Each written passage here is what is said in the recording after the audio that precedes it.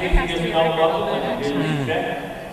I believe. Yeah. Oh, here we cut the brown cow. I remember now. Yeah, she was a good cow too. Just perfect. Right there in the middle of the pen. Took me just a second to get started, and then after that, he was good the whole run right here. Really good. That cow gets a hold of him now real good. Yeah, he felt good, felt real strong. Real smart tonight. Just right. And then the second cow, same deal. I don't remember exactly what cow I cut.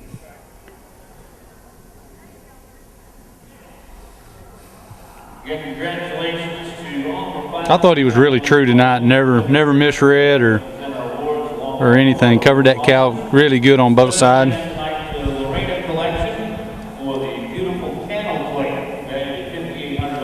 I don't know if I worked this cow. Oh, the red strip. Yep, I remember now. I don't know if I worked this cow quite long enough. I could have made a few more moves on her.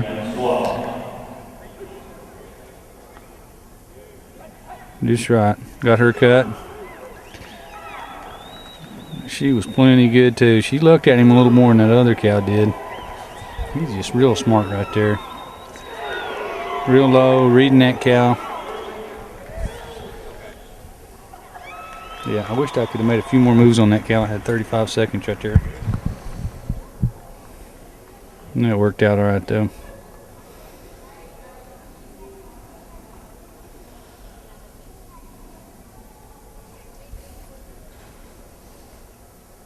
Well, this is the yellow headline. This cow went back right before I showed, and I didn't really like her, but she was on top right there, so I cut her, and she ended up being the best one. Yeah, that was a cow. I wished I could have cut 3 of them. That would have been just right, but that was a good run. That was sure pure tonight and ready to go.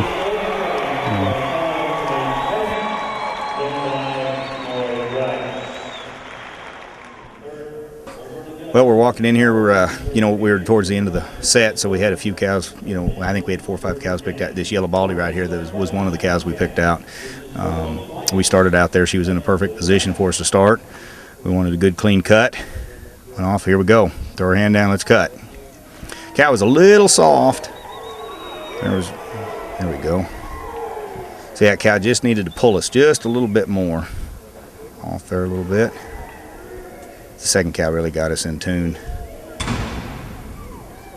When we were preparing her at home, we were making her get across that cow, and we needed the cow a little bit quicker to start our run a little bit harder.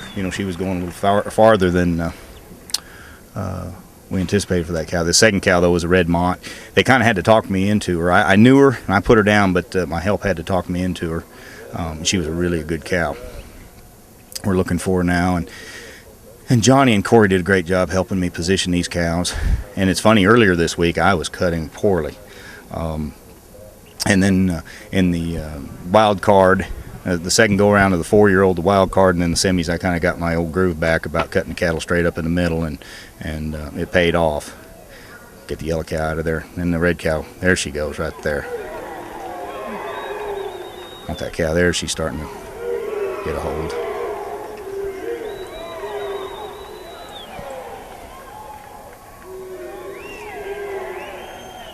Just working that cow, just need that cow. That cow kind of played out just a little bit. Just need that cow to come back to us, Matt and Roger are doing all they can to get her to come back to us. There we go. Now we had a choice of a couple of cows. There was a couple of gray cows, and then on the corner I remembered this yellow cow with a little bit of mud on her neck, and she was a clean cut. At this point, we just want to have a great run, and finish up. And that's what we do. Throw our hand down, let's cut. And now this cow really finished the run. And that's, of course, that's what you want to do. You always want to finish on your strongest cow. Here we go, right there. Perfect. Off there across.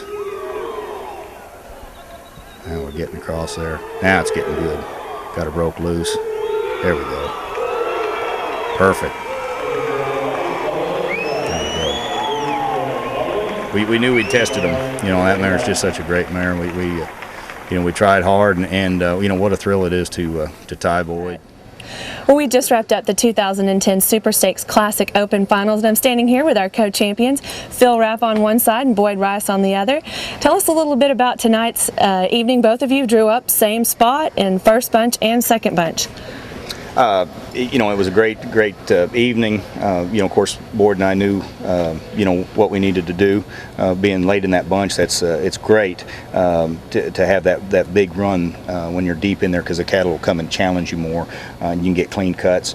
I thought Boyd had a great run, as he usually does in the finals here, and you know, he put a good number up there, 226, and where I drew up, it was funny. This is Boyd and I drew up same place, but we swapped last year at the Derby, and I marked a 28, and then Boyd came up last in that next bunch and marked a 28 and a half. So I came. I'm sure glad he didn't get that half. I was asking him. I said, I want my half this time.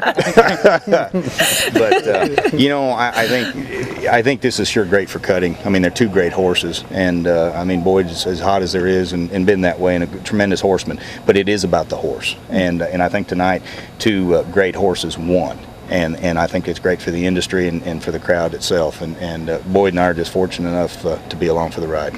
I agree 100%. It's hard to, even if you got two great horses like that, to go put two runs together, you know. It's just a tough deal, you know, to go cut three perfect cows and to do all that. And it's just pure luck that we got it done anyway. But them horses help too. Oh, they're do. Exceptional. Yeah, I had fun. They do help. They do help. I think. You know, I think we're really blessed to have those horses, and I think God sometimes puts them in our hands, and He wants them to go do well, and we're lucky enough to help them that way. So if there's a third cutting, don't look twice, baby, who gets it? I do. I mean my own. Reg and them can have one too. Yeah. We just need a super ovulator. Yeah, that's what we need right there. Yeah. That might be an interesting little you know, challenge someday. We're sure I'm gonna tell Carl if I don't get one, nobody does. Well, we're talking about it. I see we're going to have to talk a little bit more here. Yeah, y'all ain't even talked to me yet. We hadn't hit to the right guy, have we? No, that would be fun to have one. That really would. That really would. I mean, the two horses of their caliber and the same age. I mean, it could be a lot of fun. So we've talked about Lewis and Corliss, and I and Marianne have all talked about it. It's trying to come up with a name and all that. Of course, that's the special part of raising the babies and wondering, you know, how great could they be and all that. So. Maybe we'll call it Super Stakes 10 or something like that.